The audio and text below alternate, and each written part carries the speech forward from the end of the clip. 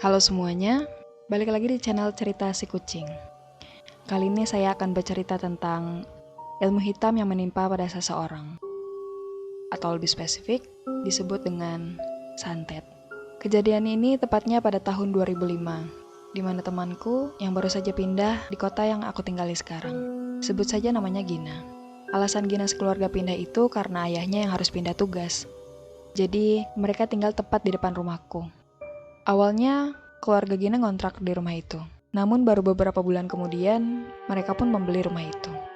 Gina sekeluarga memang bisa dibilang cukup berada saat itu, punya segala hal. Tapi karena hal inilah yang bikin bumerang buat Gina dan sekeluarganya. Diam-diam tetangganya iri pada keluarga Gina. Namun benar-benar gak ada yang tahu, rasa iri itu terus-menerus berlanjut, terus bertambah setiap saat. Jadi sebenarnya keluarga Gina ini bisa dibilang baik dan royal banget. Sampai aku pernah main ke rumahnya. Ibunya Gina lagi ngasuh anak tetangga yang iri itu. Oh iya, FYI, tetangga yang iri itu anaknya memang banyak banget. Ada 9 anak. Jadi bisa kebayangkan betapa ribetnya dan mereka masih kecil-kecil. Nah, jadi salah satu anak tetangganya yang kecil itu suka dititipin di rumah Gina.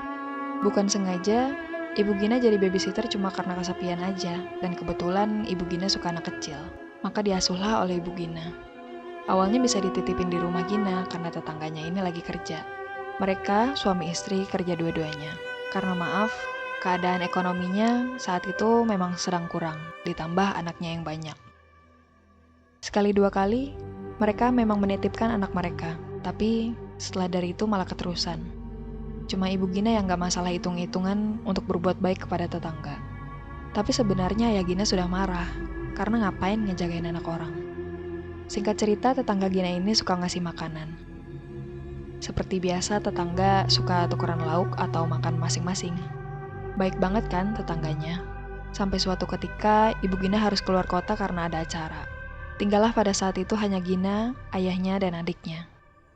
Beberapa hari setelah Ibu Gina pergi, ayah Gina jatuh sakit. Seperti gejala stroke, tapi kambuh kalau maghrib doang. Telapak kaki dan telapak tangan ayahnya kayak kesemutan, tapi cuman bagian itu-itu aja. Tetangga Gina seperti biasa tetap baik, ngasih makanan. Bahkan dia ngasih teh minyak pijit yang katanya dia bawa dari kampungnya.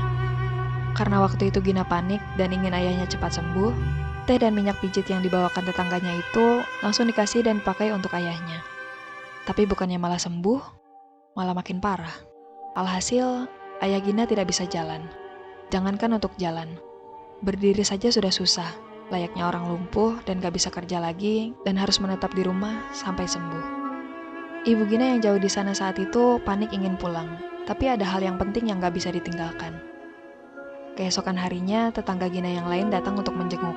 Kebetulan ada salah satu tetangga Gina yang indigo, bisa melihat makhluk gituan. Pada saat selesai menjenguk, mereka pun langsung pulang. Singkat cerita, Ibu Gina pulang dari luar kota. Waktu Ibu Gina belum pulang, ayah Gina gak mau dibawa ke rumah sakit. Saat sesampainya di rumah sakit, dicek segala macam oleh dokter, tapi dokternya hanya kebingungan. Karena hasil cek semuanya sehat. Tapi karena Ibu Gina gak yakin, ayah Gina tetap dirawat sekitar 3 hari di rumah sakit.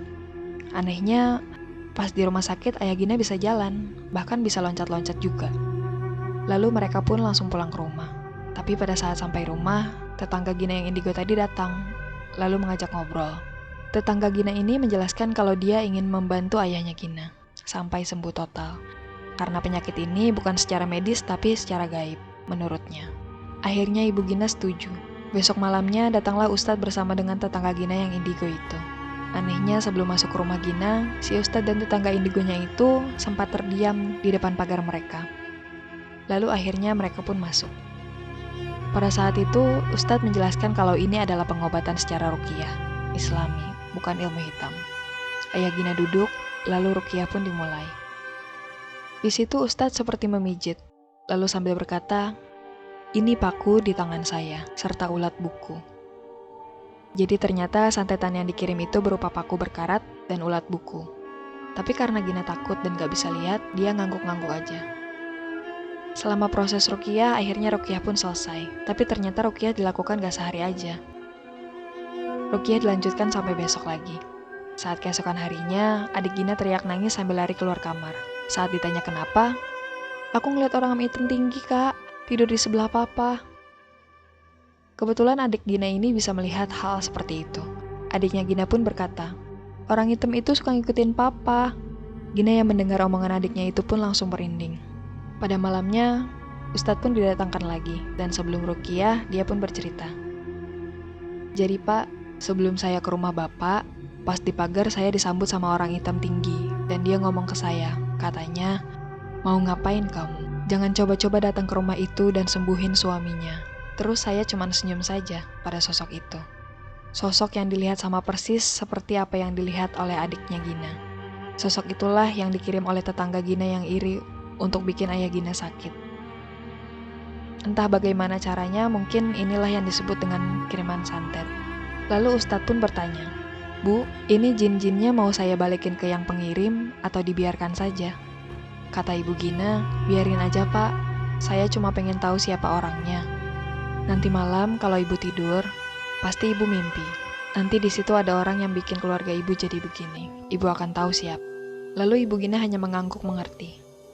Setelah selesai ruqyah, Ustadz mengajak ngobrol bersama keluarga Gina. Ustadz menjelaskan jadi santet itu ditaruh di bunga yang merambat. Makanya pada awalnya itu yang kena adalah jari-jari kaki dan tangan. Tapi lama-lama merambat ke telapak dan kalau nggak disembuhin bakalan merambat ke seluruh badan. Ustadz juga ngomong kalau ini awalnya mau dikirim untuk Ibu Gina. Tapi ternyata Ibu Gina punya penjaga. Penjaganya itu adalah kakek-kakek yang selalu memakai sorban putih. Dia suka mondar-mandir di depan rumah Ibu Gina. Ternyata kakek ini adalah kakek buyutnya dari Ibu Gina. Memang katanya keluarga Ibu Gina punya penjaga. Kalau untuk sosok hitam ini, dia memang hanya suka menunggu di depan pagar. Jadi setiap ada yang datang ke rumah Gina atau lewat, suka digangguin sama sosok hitam ini. Dan lebih parahnya lagi, sosok hitam itu selalu mengikuti kemana ayah Gina pergi. Setelah selesai cerita, Pak Ustadz pun pamit pulang. Beberapa menit kemudian, Ustadz itu kembali. Keluarga Gina heran, lalu bertanya, kenapa Pak? Ada yang ketinggalan? Ustadz senyum dan menjawab, tadi saya ketemu perempuan di luar. Seperti seorang ibu-ibu yang umurnya 40 tahunan. Dia memakai kain ditutup dengan asal-asalan. Sepertinya perempuan itu mendengarkan pembicaraan kita tadi. Terus karena dia kaget saya lihat, dia lari pergi keluar. Ibu Gina jadi mikir dan bertanya-tanya siapa orang itu. Lalu Pak Ustadz berpamitan pulang. Lalu setelah proses ruqyah selesai, ayah Gina kembali seperti semula. Ia bisa berjalan, beraktivitas seperti biasa. Tangan dan kakinya masih terasa sakit seperti kesemutan, tapi kali ini lumayan. Karena ayah Gina sakit waktu itu dan ada beberapa kejadian yang gak aku ceritain. Sebenarnya keluarga Gina udah berobat ke sana kemari dan udah ngeluarin uang banyak, tapi ayah Gina gak kunjung sembuh juga. Dan dengan cara ruqyah terakhir inilah yang bisa menyembuhkan ayah Gina. Setelah kejadian itu, Ibu Gina penasaran dengan perkataan Pak Ustadz, bunga yang merambat. Lantas dicarilah sekitar pekarangan rumah, dan Ibu Gina menemukan bunga yang dimaksud. Jadi Ibu Gina ini pernah menanam pohon sirih merah, dan ternyata sirih merahnya mati, benar-benar sudah sangat kering. Lalu Ibu Gina membuang sirih itu dan menelpon Pak Ustadz. Pak Ustadz membenarkan kalau memang santet itu ditaruh di pohon sirih sejak lama.